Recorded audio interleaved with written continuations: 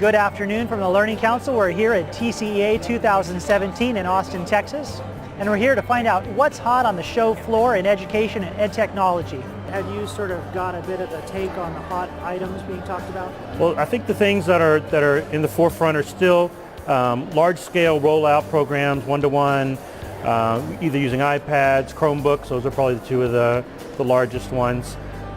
You see a lot about makerspace going on, a lot of makerspace activities and instruction. What we are seeing is the confirmation of a trend that we started a few years ago with one-to-one deployments, with Wi-Fi in the classroom. It's more engagement and participation from the students. Increasingly, we have lots and lots of web-based resources, and when you look around, everybody's got some kind of a product that lives on the web. Well, people need to have usernames and passwords to log in.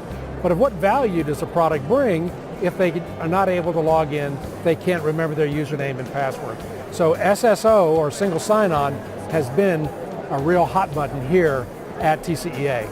So we're seeing a lot of interest around the country from education administrators in coding and computer science, which is kind of interesting because computer science has been taught in school districts for decades. And so now what's different and really interesting is that now there's a massive push to start bringing coding out of the high school and really teach it to all kids at all grade levels. Well, mostly coding and programming. It's going to be mandatory in Texas pretty soon.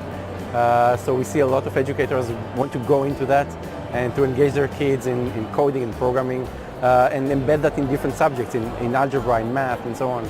I've been to quite a few sessions that are really talking about personalized learning and that it's not just for kids and that we have to have personalized learning for adults in our school system. Teachers need to have a staff meeting that is personalized and so that they can do that and translate that work to the classroom. You know, what I think is hot is not a tool.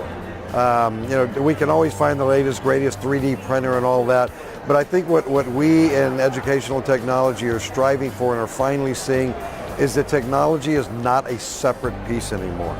I always tell people, we don't have a pencil initiative or we don't have a textbook program. We simply have textbooks and pencils. And now technology is becoming an invisible, integral part of that. What I see as hot here at TCA since the last time you and I spoke is especially the maker movement. In fact, yesterday I think for the list of sessions, you were required to have the word maker in your session. I think it's like a requirement of TCA now. There's two things that I have been seeing.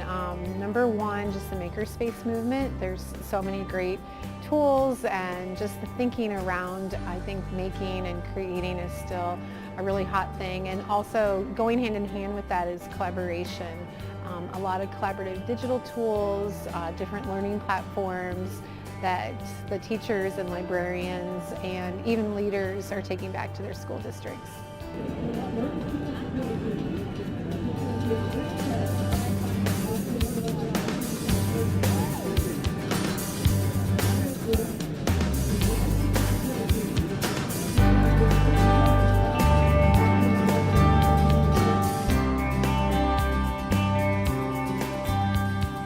And we're going around the show floor to find out what's hot. What's not? I wasn't to say that, but then I decided not to. Okay, how are your feet doing here at TCEA? I've walked a lot of miles and I think I got like a badge on my Apple Watch for all the distance that I've walked. All right, that's a test.